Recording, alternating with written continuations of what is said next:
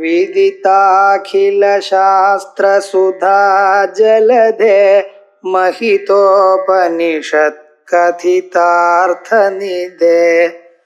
हृदये कलये विमलं चरणं भवशङ्कर देशिकमे शरणम् करुणावरुणालय पालय मां भवसागर दुःखविदूनहृदं रचयाखिल दर्शन तत्त्वविदं भवशङ्कर देशिकमे शरणम्. இப்ப 9 ரசங்கள் நீங்க சொன்னீங்க. அந்த 9 ரசங்களையும் அவள் கேட்டுக்கொண்டிருக்கா, காது வழியாக கேட்டுக்கொண்டிருக்கா. அந்த ரசங்களை எல்லாம் சொல்லக்கூடியதான கிரந்தங்கள் அல்லது கவிகள் அவள் சொல்லிட்டு இருக்கா. அது ஆனந்தமாக கேட்டுட்டு இருக்கா. அம்பாளுக்கும் ஒரு ஆனந்தத்தை கொடுக்கும். ராமாயணம் யாருக்கு ஆனந்தத்தை கொடுக்கும்? எல்லோருக்கும் கொடுக்கும். ராமன் கரைந்திருக்கிற மகாபிதூதிகரம் பிரஜக்ததே மகானுபாவஸ்தரிதம் விபோததா. எனக்கும் கொந்தளிக்கிற ராமனுக்கும் ஒரு ஆனந்தத்தை கொடுக்கும். ராமன் வாழ்நாள் முழுக்க அவ்வளவு கவலைப்படுறார். அவர் கவலைக்கு மருந்து என்ன தெரியுமோ நான் ராமாயணம். அதை தன் குழந்தைகள் தெரியாது பாவம் அவருக்கு. என்னமா பாடுறா சின்ன வயசுல. அந்த சின்ன குழந்தைகள் அழகா பாடுறாளே, அவ பண்ணின பாக்கி இந்த ராமன் பண்ணது இல்லை. கடைசியில் அந்த குழந்தைகள் யார் தெரியுமோ நான் தன்னுடைய குழந்தைகள் தான். அந்த சரித்திரம் என்னமோ தன்னுடைய சரித்திரம். ஆனா அந்த குழந்தைகளுக்கு இந்த ராமனுடைய கதை அவருக்கு தெரியாது. எப்படி ஒரு சன்னிவேசம்னு பாக்க. பாடுற குழந்தைகளுக்கு நம்ம யாரை பத்தி பாடுறோம் அவர் தான் எதிர்க்க இருக்கிறார் இறக்கூடியதான விஷயம் அந்த குழந்தைகளுக்கு தெரியாது. அந்த பாடக்கூடியதான குழந்தைகள் தன் குழந்தைகள் ராமனுக்கு தெரியாது. ஆனா என்னதான் இவாளை சேர்த்து வைத்தது அற்புதமான ராமாயணம். அந்த ஒரு பாட்டு குஷீலவோ குசலவோ நவதாரிடம் குசல்ல வந்து வேற வச்சுட்டு இருக்கா. ஆனா அவளுடைய என்னென்ன பெரிய பாட்டுக்காராள்னா அவ்வளவு அழகா வந்துருக்கு. அது என்ன அந்த வால்மீகியினுடைய ஒரு திவ்யமான ஒரு அனுகிரகம். இந்த குருவனுகிரகம் தான் எதையும் தான் நிக்கல. அப்படியே அவர் என்ன பண்ணார், அழகா அதுக்கு கொடுத்துட்டார். அவர் பாட்டுக்கு பாடிட்டு அவரை கொண்டு சொல்லி கொடுத்துட்டு விட்டார். இதெல்லாம் குழந்தைகள் தான் அந்த மூலையில பாடுறது. யாராவது கேட்டு ஒரு வாழைப்பழம் கொடுப்பாளாம் அதுல சம்பாவனை. அதுக்கு அவன் ரொம்ப சந்தோஷப்பட்டாளாம். ஏன்னா அவன் எதையும் எதிர்பார்க்கல. நீங்க அதிகமாக எதிர்பார்த்து அதை வரலைன்னா தான் மனசுக்கு கவலை. அவன் எதிர்பார்க்கல. அவன் என்ன சொல்லிட்டு இருக்காரு, நம்ம ஏதோ பாட்டோம் அழகா பாடிட்டு இருக்கோம்.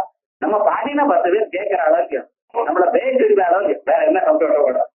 அந்த இயற்கை வயசு மட்டும் தான் அவளுக்கு வேண்டி இருந்தது. வேற எல்லாம் ஒன்றும் கிடையாது. ஏதோ சாப்பிட கொடுக்குற அம்மா வந்து வீட்டுல வேற நிறைய சாப்பாடு போடணும். வேற என்ன வேணும் ஒன்றும் கிடையாது. எல்லாரும் ஒரு சோதனை பண்ணிட்டு இருக்கேன். அரசாங்கத்துல கூப்பிட்டு இருக்காரு, அழகா பாடிட்டு இருக்கேன். என்ன ஆச்சுன்னு அந்த பாட்டுக்கு என்னமோ அழகா பாடுறாருன்னு சொன்னா ராமனுக்கு. உங்களுடைய நெருங்கிடம் பாடுறான்னு சொல்லல, ரொம்ப அழகா பாடுறான்னு. சரி வைங்க வந்தார். உட்கார்ந்த இந்த பாட்டு பாட மேல பாலகாண்டமாச்சு, அயோத்தியா காண்டமாச்சு, அரண்ய காண்டமாச்சு, கெட்டில்தா காண்டமாச்சு. என்ன ஆச்சுன்னு ராமன் பாங்க அவரால் தாங்க முடியல. என்ன எட்டி இருந்தா ஒவ்வொரு சமயத்துல கேட்கறது அதுல பாட்டோ இல்லையோ எழுந்து சரியா கேட்க மாட்டேங்குது. என்ன பண்றது? கிட்ட வந்துட்டார். கிட்ட வந்து அந்த குழந்தைகள் நடுவில் கிட்ட வந்து உட்கார்ந்து இருக்காரு. எனக்கும் ஒரு ஆனந்தத்தை கொடுக்கறதே அப்படின்னு இந்த ராமாயணம் மாதிரி அம்பாளுக்கும் இந்த திவ்யமான ஒரு சரித்திரத்தை கேட்க ஒரு ஆனந்தத்தை கொடுத்தது. முகம் மலர்ந்தது, சந்தோஷமாக இருக்க. அதை கண்டு அந்த முகத்தினுடைய மலரையும் அந்த மலர்த்தையும் அந்த கண்களுடைய பார்வையும் பார்த்து அழகா சொன்னார். இப்ப நமக்கு என்ன, அந்த பகவானுடைய ஒரு திவ்யமான சரித்திரத்தை 9 ரசங்களோட பாடினால் இந்த பாடினதான சரித்திரத்தை காது கேட்டதுன்னு சொன்னேன். அந்த ரசங்கள் என்ன அப்படிங்கிறது அடுத்ததாக சொல்லுது. சிவே சுங்காராத்ரா சரிதரஜனே புத்தனபரா சரோடா கங்காயாம் கிருஷரிதே விஸ்மயவதி அராகித்யோ பீடா சரதிருஹனுமக்கிதனி சகேதுஸ்மே ராதே மயித்தனனி திருஷ்டித்த கருணா சிவே சுங்காராத்ரா. அந்த பரமேஸ்வரனிடத்துல பார்க்கும் பொழுது அந்த ஈரம் நெஞ்சியா பாக்குறாளாம்.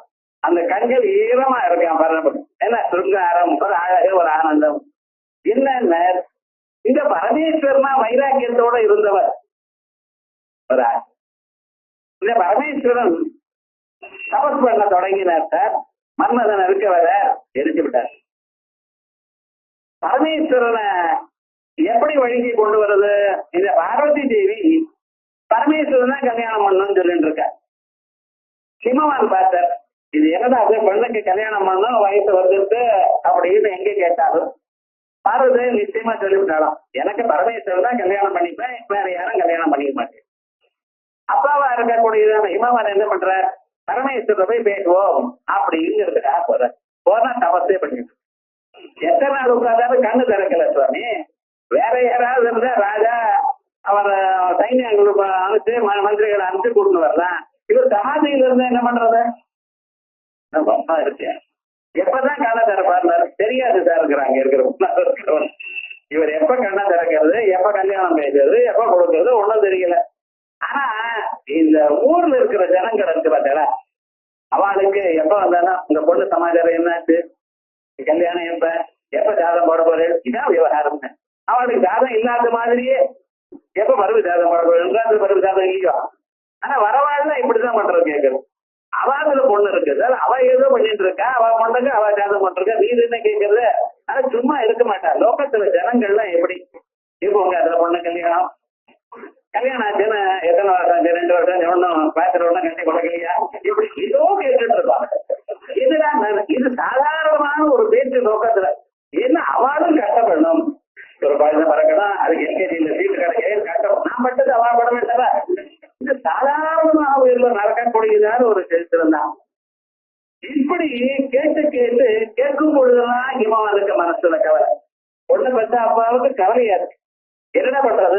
இவர் பார்த்தார், இந்த பார்வதியும் வேற கல்யாணம் பண்ணிக்க மாட்டேங்கிறார், அந்த சிவனும் கண்ணை திறக்க மாட்டேங்கிறார். ஊர்ல இருக்கிறவானும் இப்படி இருக்கு. என்ன பண்ண மாத்தியமே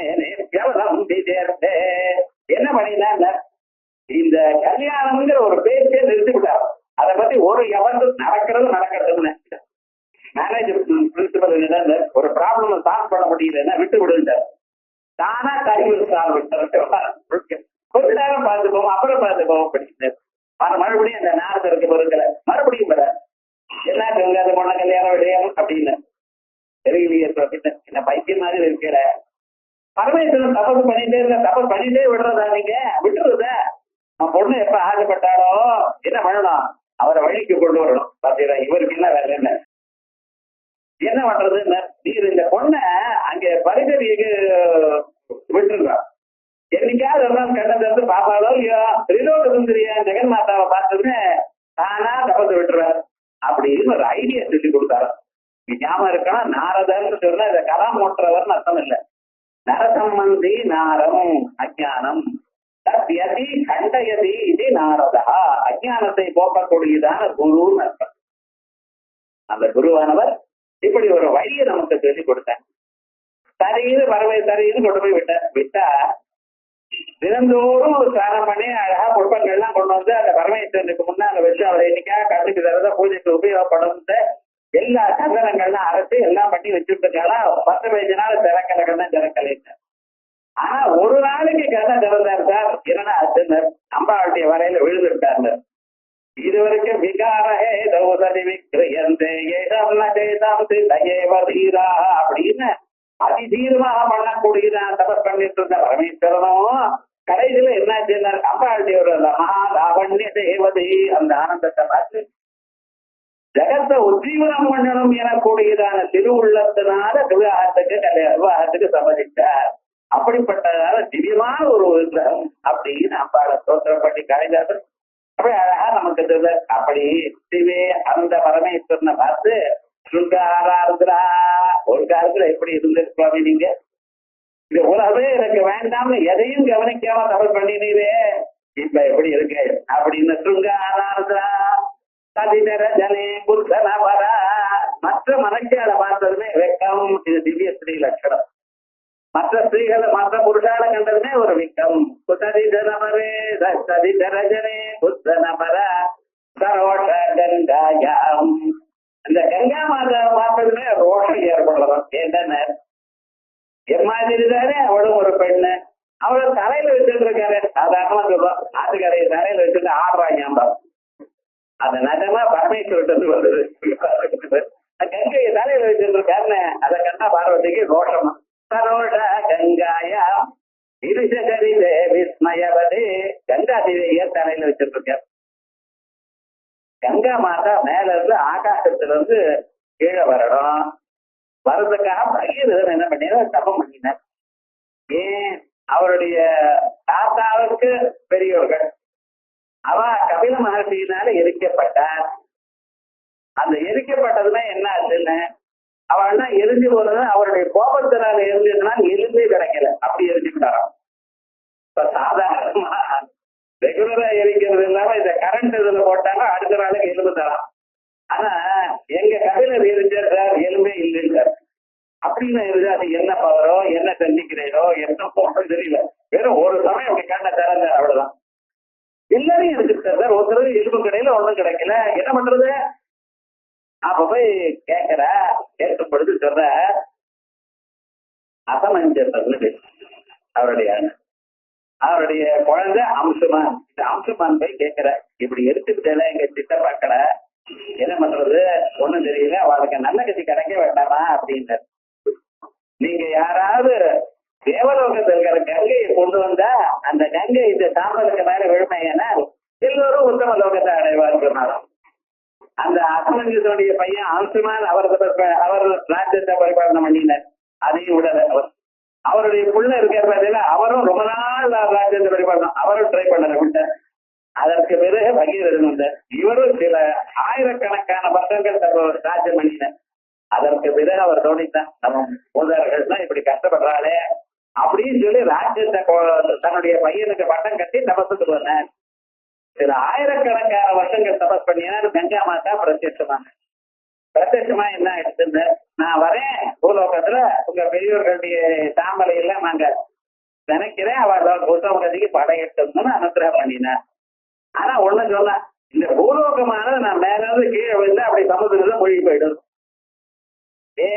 அந்த மேல இருந்து கீழே விழுப்ப என்னுடைய வேகம் அப்படி. ஆகையால் இதை தாங்கக்கூடியதான திறமை அந்த பரமேஸ்வரனுக்கு தான் உண்டு அப்படின்னு கர்வமா சொன்னாங்க.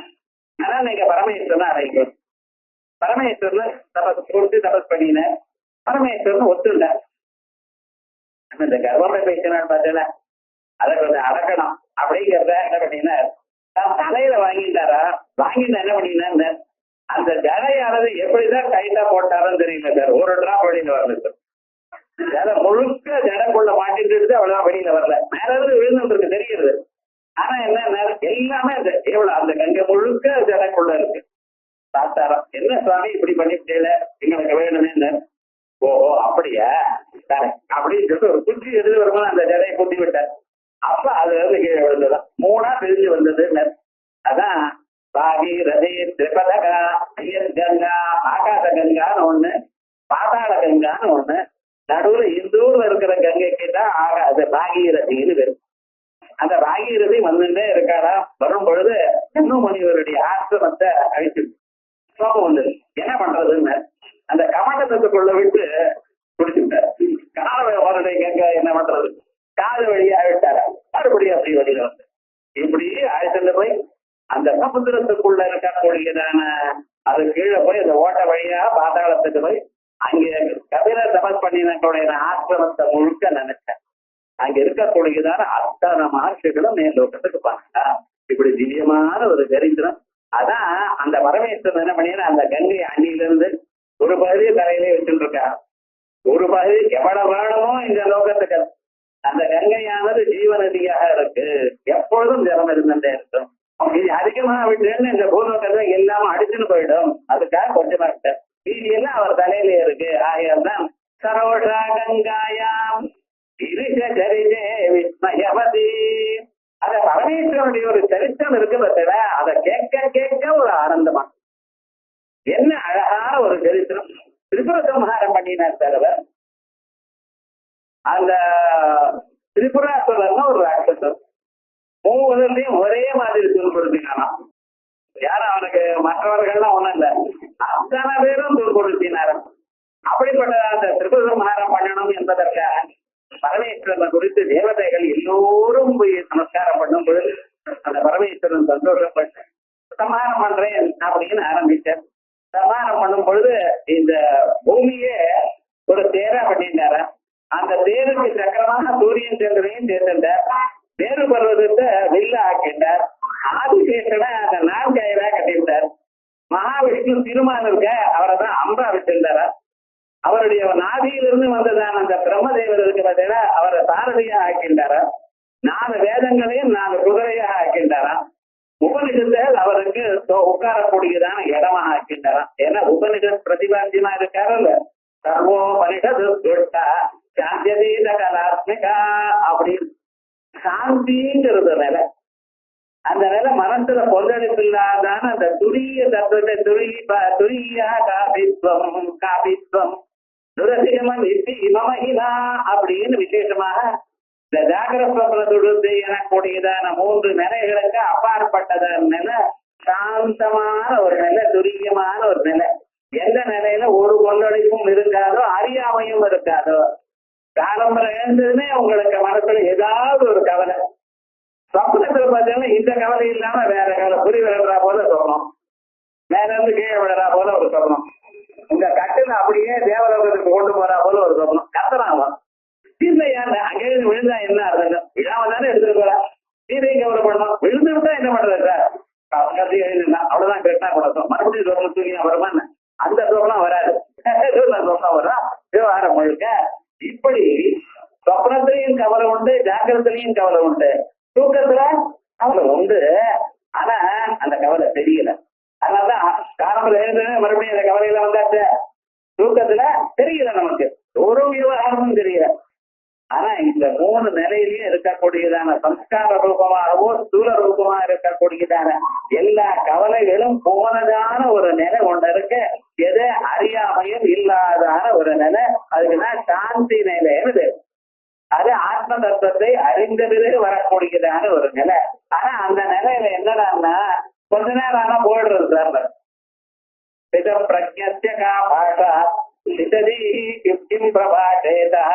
அந்த சமாதி ரொம்ப நேரம் இருக்க மாட்டேங்கிறது.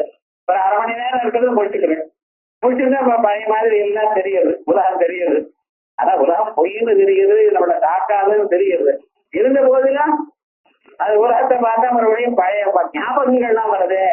அதுவும் இல்லாம இருக்கணும். ஏன்னா அதை மறைஞ்சு இந்த சரீரம் கீழே விழுந்தளவுல வரக்கூடியதான விஜயசக்தி இருக்கு. அதுக்கு சாந்தியதீத கலான்னு சாந்தா கலா, சாந்தியதீதா கலா அப்படின்னு சொல்றது சாஸ்திரங்கள்ல வழக்கம். இப்படி திவ்யமான ஒரு சரித்திரத்தை கேட்டுக்கொண்டிருக்கக்கூடியதான அம்பாள் அந்த பரமேஸ்வரனுடைய சரித்திரத்தை கேட்டுக்கொண்டிருக்க திரிபுராசுரன் இப்படி வந்திருக்க. அவரை சம்ஹாரம் பண்றதுக்காக தேவதையில் போனார். பரமேஸ்வரனா நாடினா பரமேஸ்வரன் இப்படிதான் தயார் பண்ணி இது பண்ணினார் அப்படின்னு விசேஷமாக ஸ்காந்த புராணத்துல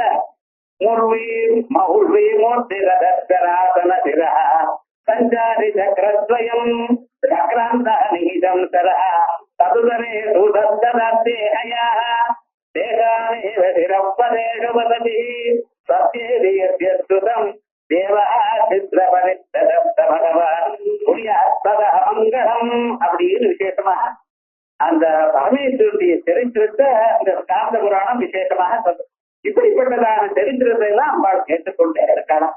அது கேட்டுக்கொண்டிருக்கும் பொழுது நடுவுல கேட்கிறாளாம், ஓஹோ அப்படியே அந்த பரமேஸ்வரன் தன்னுடைய வில்ல வேறு பருவத்தை வில்ல ஆக்கிட்டாரோ, ஆதிசேஷனை தான் நான்கயிறு ஆக்கிட்டாரோ, அதற்குள்ள மகாவிஷ்ணு தான் அம்பா இருந்தாரோ, இவெல்லாம் கேட்டுட்டு இருக்கலாம். ஆமா அப்படி இருக்காரு. அப்ப மகாவிஷ்ணுக்கு கொஞ்சம் ஒரு கர்வம் ஏற்பட்டது. என்ன, நாமத்தானே திருப்பூர்ல கொல்ல போறோம், என்ன அம்புத்தானே போய் சுத்த போறது அப்படின்னு இந்த கர்வத்தை கண்டாராம் பரமேஸ்வரன். ஓஹோ என்னடா வில்லுல அம்ப போட்டாலே தருவ, வில்லுல அம்ப போட்டினா தானே அந்த அம்பானது போய் இடிக்க, அப்பதானே கொல்ல முடியும். இது என்ன அம்ப போட்டாலே என்ன பண்ணினா ஒரு சிரிப்பு சிரிச்சாராம். அந்த சிரிப்புனாலேயே திருப்பராசன் எரிஞ்சு போயிட்டாங்க. 30 ரூபாய் எரிஞ்சு போயிடுது. அவ்வளவு விவகாரம் என்னடா அந்த அம்பானது இருக்கிறது அப்படியே நிக்கிறதா. அப்பணி செஞ்சுடை ஆதி புராதனும் முப்புறம் சென்றான் என்பர்கள் மூடர்கள். முப்புறமாவது மும்மலமாகுமா, அப்புறம் வேதனை யார் அறிவாரே. அந்த சிரிப்பு தான் அவளை கொன்னது. முப்புறங்கள் எல்லாமும் மும்மத காரியா, 3 மதங்களாம். எது? ஆணவ மதம், காயிக மதம், கார்மிக மதம் அப்படின்னு 3 மதங்கள் தான் 3 புறங்களா இருக்குதான். அந்த 3 மதங்களையும் அவர் சிரித்து அப்புறம் இதனை யார் அறிவாரோ, யாருக்கு தெரியும்னு அப்படிங்கிறார் திருமூலர். இத்தனை விவகாரங்களையும் பண்ணிருந்தது பரமேஸ்வரன். இந்த பரமேஸ்வரனுடைய திவ்யமான சரித்திரம் இது சாதாரணமா லோகத்துல தெரியறது இல்லை. மகாகவிகள் திருமூலர் போன்றதான கவிகளோ காந்த புராணமோ இந்த நிதானமா பார்க்கணும். ஏன்னா அந்த கிரந்தங்கள் வெளியில அவ்வளவு விஸ்தாரமாக வரல. என்ன சாஸ்திரபத்தமா இருக்கு எல்லாமே. இந்த காந்த புராணங்கள்லாம் பார்த்தேன்னா அது அந்த சைவ சம்பந்தமாகவே இருக்கு. அந்த சைவ சாஸ்திரம் யாருக்கும் தெரியல. சைவ சாஸ்திரம் 3ஆ பிரிஞ்சு போயிடுது. காஷ்மீர சைவம்னு ஒண்ணு, வீர சைவம்னு ஒண்ணு, தமிழ்நாட்டுல இருக்கக்கூடியதான தனி சைவம். இந்த தமிழ்நாட்டுல இருக்கக்கூடியதான ஒரு சைவம் இருக்கு, இது ஒரு தனி வழி. இது பக்தி பிரதானமாக இருந்து கொண்டு துவைத்த சம்பந்தமாக இருக்கு. காஷ்மீர சைவம் அப்படியே அத்வைத சம்பந்தமாக இருக்கு. இது ரெண்டும் இல்லாம இந்த கர்நாடக தேசத்துல லிங்காயத்துகள்னு இருக்கா. லிங்கத்தை எப்பொழுதுமே உடம்புல போட்டு இருப்பாவா, அது வீர சைவம்னு பேர். அவ ரொம்ப வீரமா இருப்பாங்க. முழுக்க பேசுறது அவனுடைய நைவேத்தியாதிகள்லாம் ஒரு மாதிரி இருக்கும். ஆனா நம்ம பார்க்கக்கூடிய அந்த சித்தாந்த சைவம் இருக்கு. இந்த சித்தாந்த சைவத்தை விஸ்தாரமாக சொல்லியிருக்க காந்த புராணம், சூத சம்ஸ்கிருத முதலிய கிரந்தங்கள்ல. அப்படி இந்த சரித்திரத்தெல்லாம் கேட்டு இருக்கலாம் அம்பாள். அதனால்தான்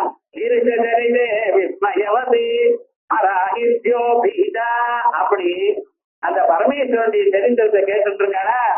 நடுவில் அந்த பரமேஸ்வரனுடைய உடம்புல இருக்கக்கூடியதான பாம்புகளை பார்த்தா, பாம்புகளால எல்லாருக்கும் பயம் தானே சார். ஏன்னா அது எப்பவுமே புதுசு புதுசுன்னு சத்தம் பண்ணிட்டு இருக்கு. அது கடிக்கிற மாதிரி இருக்கு. நம்ம ஏதோ நினைக்கிறோமே தவிர அதை பார்த்தா புடிங்காச்சுதான். புடிங்காச்சுன்னு உங்களுக்கு என்ன தெரியும்? அது எடுத்து போட்டுக்க முடியுமா?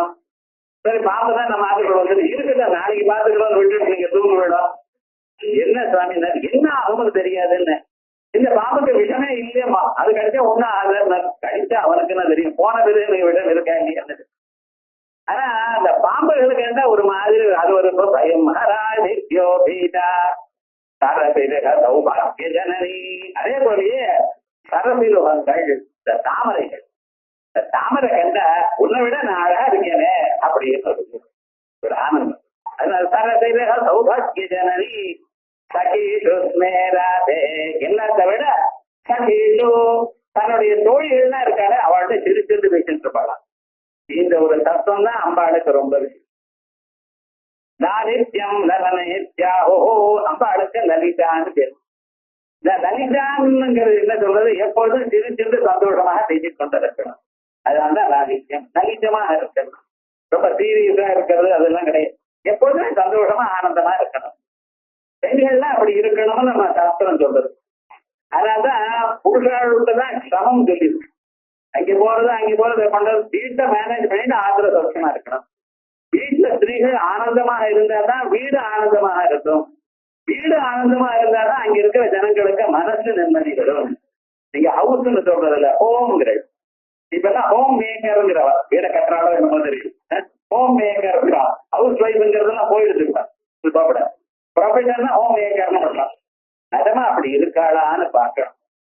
வசுதா ஒரு பெண்ணுன்னு சொன்னா அந்த வீட்டுல நிறையவா இருக்கணும், ஒரு சந்தோஷம் இருக்கணும். இருக்கிறதுக்குள்ள எல்லாத்தையும் சௌக்கியமா அமைச்சுட்டு எல்லாரையும் நடத்த தெரியணும். ஹவுஸ் மேனேஜ்மெண்ட்ங்கிறது அவ்வளவு சுலபம் இல்லை. ஆனா அதுல ரொம்ப சூறாளா இருந்தா நம்ம ஸ்திரீகள். அப்படி தோழிகளோட எப்பொழுதும் சந்தோஷமா ஆனந்தமா இருப்பாங்க. இந்த மனசுல ஒரு ஆனந்தம் இருக்கு பார்த்தீங்கன்னா, அது ரொம்ப முக்கியம். அந்த ஆனந்தத்தை வரவழைக்கும். அப்படி ஒரு ஆனந்தமாக இருந்துருக்க மகிழனி திருஷ்டி கருணா. ஆனா இவெல்லாம் இருக்கட்டும்மா, அம்மா என்னிடத்துல ஒரு பார்வை மட்டும் ரிசர்வ் பண்ணி வைன்னு, எது கருணையோட இருக்கிற பார்வை. மற்ற பார்வைகளுக்கெல்லாம் கொடுத்து விட்ட நீ சிவனிடத்துல சுங்காரமாக அன்போட பாக்குற, மற்ற ஜனங்களோட வெக்கத்தோட பாக்குற, கங்கையில ரோஷத்தோட பாக்குற, பரமேஸ்வரனுடைய சரித்திரத்தை சொல்றவாழ்கிட்ட ஒரு விஸ்மயம் ஆச்சரியத்தோட பார்த்துருக்காய். பாம்புகளை பார்க்கும் பொழுது உன் இடத்துல பயம் ஏற்படுறது, அந்த தாமரையை பார்க்கும் பொழுது ஒரு கர்வம் ஏற்படுறதுன்னு பாக்குறேன், உங்க கண்ணுல தெரிகிறது. ஆனா உங்க தோழிகளோட நீங்க பேசும் பொழுது அம்பாள் ஒரு வேலையும் செய்யலையா. ஸ்ரீமாதா ஸ்ரீ மகாராஜி ஸ்ரீமத் சிம்ஹாசனேஸ்வரி அப்படிங்கிற இந்த உலகம் முழுக்க 14 புவனங்கள் போன்றதான ஒரு அண்டம். இந்த அண்டம் போறதான ஆயிரக்கணக்கான அண்டங்கள் உண்மேத நிமிஷோத்பன்ன விபன்ன புவனாவளி. கண்ணை திறந்தா சில அண்டங்கள் பிறக்கிறது, கண்ணை மூடின போயிடுறது. சஹஸ்ர கோடி அண்ட நாயிகா, 1000 கோடியான அண்டங்கள் அம்பாளுடைய ஒரு அதீனத்துல இருக்கு. ஆனா அத்தனை அண்டங்கள்ல யாரா இருக்கு, என்னென்ன கவலை, என்ன ஏற்படுறது, யாரை எப்படி காப்பாற்றணும் கவலைப்பட்டு இருக்காளோ ஒண்ணு கிடையாது. என்ன மந்திரினி ராஜ்ய இந்த ராஜ்ய பாரதியன்னா மந்திரினி மீனாட்சி தலையில கட்டிட்டாலும் நீ பார்த்து கொண்டு. அப்ப நீர் என்ன பண்ணிட்டு இருக்கேன், கதை பேசிட்டு இருக்கேன்னா காரியங்கள்லாம் பேசிட்டு கவலைப்பட்டு இருக்கான். இதான் பெரிய நிலையில இருக்கும் பொழுது அந்த சீஃப் ஒரு ஆர்கனைசேஷன் பத்தில எல்லா தலையெழுத்தும் அவர் வச்சுக்கூடாது. அவர் என்ன பண்ணணும், அவளுக்கு பிரிச்சு கொடுத்துட்டு மேல் பார்வையோட இருக்கணும். அப்படிதான் இருக்க ஐடி கம்பெனியில் பார்த்தீங்கன்னா 10 மணில இருந்து 5 மணி வரைக்கும் மீட்டிங் தான். என்ன பேசுறாளோ என்னமோ அந்த நீதி சமயம் செல்போன்ல பேசிட்டு இருக்கா. வேலை என்ன பண்றான்னு ஒண்ணும் தெரியல. ஆத்துக்கு வர்றது மட்டும் ராத்திரி 11 மணிக்கு.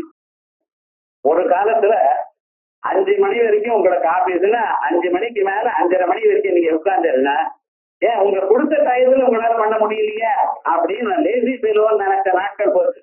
இப்ப மணிக்கணக்கு ஆபீஸ்ல உட்கார்ந்தாதான் அது வசதின்னு நினைக்கிறேன். அம்பாட அப்படி இல்லையா, என்ன பண்ணினா தெரியுமோ, நான் எல்லா பாரத்தையும் கொடுத்துட்டு அவ எப்பாவது கேட்டா ஒரு சின்ன சமாதானம் அவ்வளவு. அப்படி ஒரு விஷயம் இருந்தது.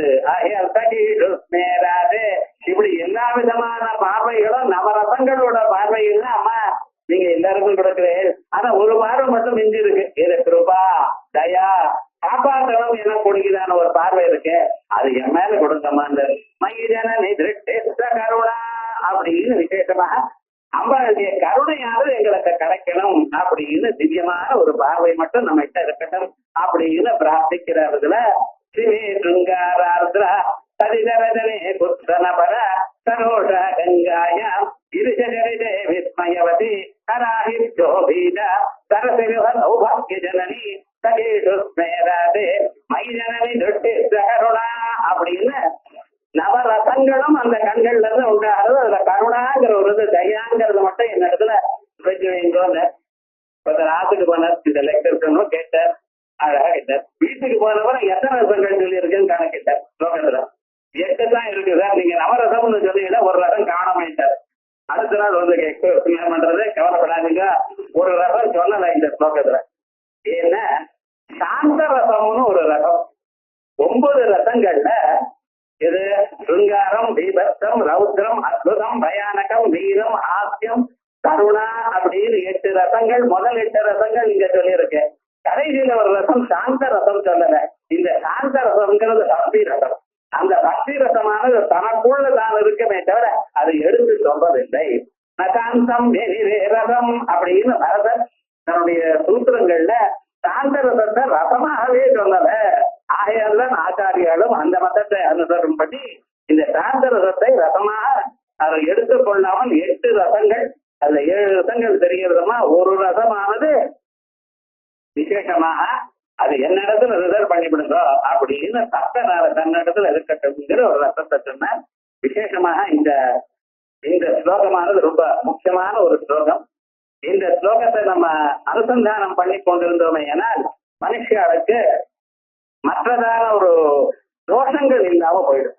மனசுல இருக்கக்கூடியதான தோஷங்கள் இல்லாம அழிஞ்சு சகல காரியங்களும் சித்தியாகும் அப்படின்னு சகல பட்சத்திற்கும் இந்த ரசம் இந்த ஸ்லோகமானது சொல்லப்பட்டிருக்கு.